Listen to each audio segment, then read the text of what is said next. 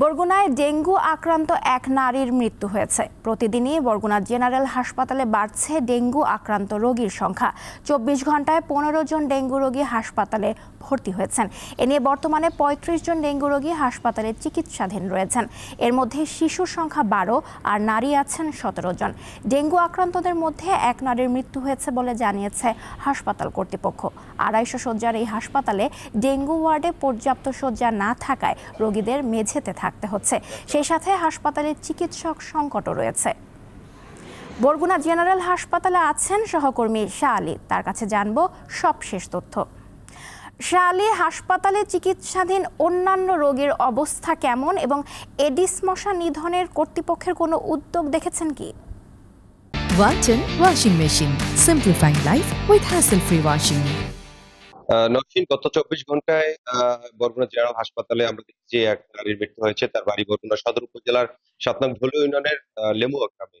তিনি ২৬ এপ্রিল ভর্তি হয়েছিলেন এই জেনারেল হাসপাতালে এবং ভর্তির ৩ দিনের মাথায় তার মৃত্যু হয় এবং এছাড়া কিন্তু বরগুনা জেনারেল হাসপাতালে বর্তমানে ভর্তি রয়েছেন ৩৫ জন এবং নতুন রোগী ভর্তি হয়েছেন ১৫ জন। দিন দিন কিন্তু রোগীর সংখ্যা বৃদ্ধি পাচ্ছে। এর পাশাপাশি কিন্তু শিশুদেরও দেখা গেছে শিশুদেরও এই ডেঙ্গু রোগে আক্রান্ত হচ্ছে। এছাড়াও অন্যান্য রোগও দেখা গেছে। কিন্তু এখানে যে আসলে চিকিৎসক সংকট রয়েছে সেখানে আমরা এখানে তত্ত্বাবধায়ক যিনি রয়েছেন তার সাথে কথা বলেছি এবং সে যেটা জানিয়েছেন যে এখানে কিট রয়েছে পর্যাপ্ত পরিমাণ, কিন্তু স্যালাইন সংকট রয়েছে। স্যালাইনের জন্য তারা ঊর্ধ্বতন কর্তৃপক্ষকে জানিয়েছেন। এছাড়া রোগীর যে অবস্থাটা এখানে দেখা গেছে যে নারীদের যে এখানে মশারি টানানো হলেও কিন্তু পুরুষরা কোন প্রকার কিন্তু তারা মশারি টানাচ্ছে না। কোন সচেতনতা নাই।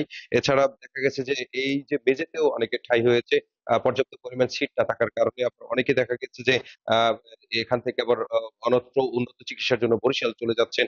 সেটাও কিন্তু আমরা দেখেছি এবং যারাই আসছেন সকলেরই একটাই অভিযোগ যে এখানে পরিষ্কার পরিচ্ছন্নতার অভাব রয়েছেন। এখানে যারা আসছেন আরো তার স্বজনরাও কিন্তু অসুস্থতা হচ্ছেন বলে জানিয়েছেন এবং সেটা কিন্তু আমরা দেখছি এবং এই হাসপাতালের সবচেয়ে বড় সংকট হচ্ছে যে চিকিৎসক সংকট, নার্স সংকট এবং সবকিছুই সংকট হয়েছে। একটি ২৫০ শয্যা বিশিষ্ট হাসপাতালে সেখানে কিন্তু যে পরিমাণ চিকিৎসক থাকার কথা এবং নার্স থাকার কথা, সেবিকা থাকার কথা সেটা কিন্তু এখানে পাচ্ছেন না। এটা কিন্তু বড় একটি অভিযোগ। এছাড়া আমরা দেখেছি যে পৌর কর্তৃপক্ষ যারা রয়েছেন, যারা এই মশা নিধনে কাজ করবেন, যারা এখানে মেডিসিন প্রয়োগ করবেন তারাও কিন্তু কোনো সচেতনতা নেই এবং বিভিন্ন জায়গায় জলসা রয়েছে সেখানে মশার উৎপাত বেড়ে চলেছেন এবং ঘরে, ঘরে বলতে গেলে ডেঙ্গুর রোগীর সংখ্যা বৃদ্ধি পাচ্ছেন এবং এর আগেও কিন্তু এই চলতি মাসে আরো একজন মারা গিয়েছেন। আমরা দেখেছি যে এরকম যদি দিন, দিন চলতে থাকে তাহলে হয়তো রোগীর সংখ্যা এই হাসপাতালে ধরবে না বলে জানিয়েছেন এখানকার যারা সচেতন নাগরিক রয়েছেন।